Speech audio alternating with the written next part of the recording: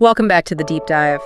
Today, we've got something really powerful from our sources. It's this emotional narrative, but it's told, from the perspective of a stray dog. Which is just an incredible lens to view this through. It is. So our mission here is to really unpack that psychological journey. What does it mean to go from being completely invisible to being, well, truly seen? Okay, let's unpack this. Because this story, it really functions as a powerful case study in emotional validation.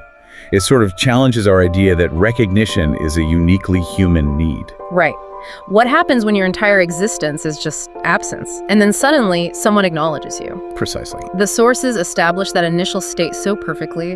The dog's identity is literally defined by what it lacks. No name, no home. Just dust on the roads. It's more than just loneliness. It's this chronic social neglect, people actively avoiding him. They'd cross the road or just look right through him, and the psychological insight there is just critical. The sources draw a clear line. A hierarchy of pain, really. Exactly. Sure, some people threw stones, and that caused physical pain.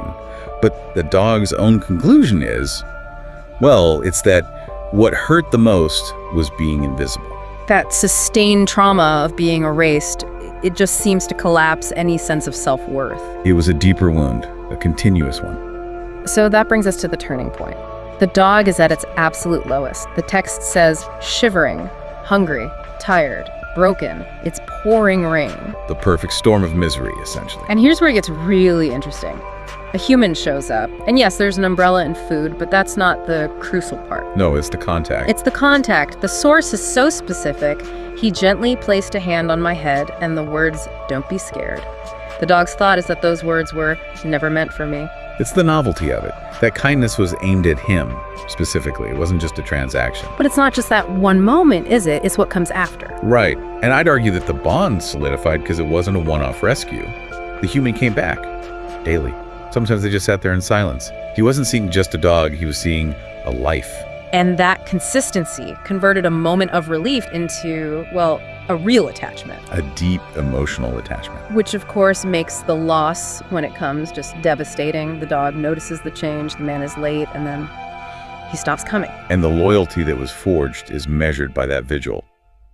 The waiting. The source is so stark about it.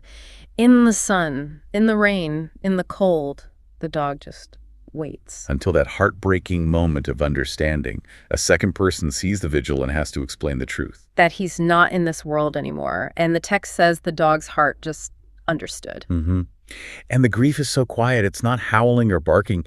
He just lies down, completely still, immobilized by it. It's this ultimate non-human articulation of pure loyalty. The story does end with the second man taking the dog home to continue the love. Right, so he has a name now, his food. But that initial bond, it's still there. He still looks at the door every single evening. And that really synthesizes the core theme for me. That final takeaway from the source is just so powerful. The idea that some bonds are not made by blood, they're made by waiting. Exactly. This loyalty wasn't convenient.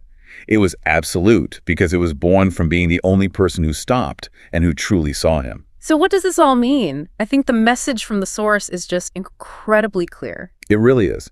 Never underestimate a stray, because even they are waiting for someone to love them. It's a potent message about the capacity for love that's all around us. Which leaves us with a final thought for you, our listeners, something to maybe mull over. How often in our own busy lives are we walking past people or situations that are simply waiting for a moment of validation? Waiting to be seen. Yeah. Are you choosing to overlook a life, or are you offering that simple, life-changing moment of recognition?